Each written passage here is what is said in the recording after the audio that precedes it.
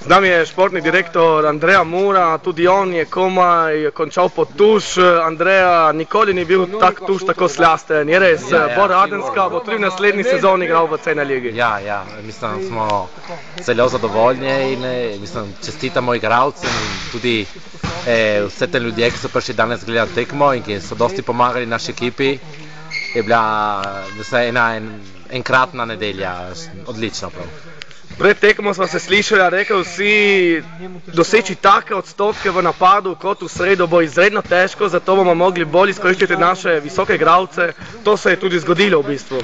Ja, mislim, bom šel igrati super na ljoto, ker sem rekel, da bomo igrali na 70 točke in tako je šlo in da bomo igrali malo več pod koš in tako je šlo tudi. Mislim, čestitam trenerju Menguči, ki je pripravil tekmo in je strel tako, da pol ekipa igra, kot smo pripravili.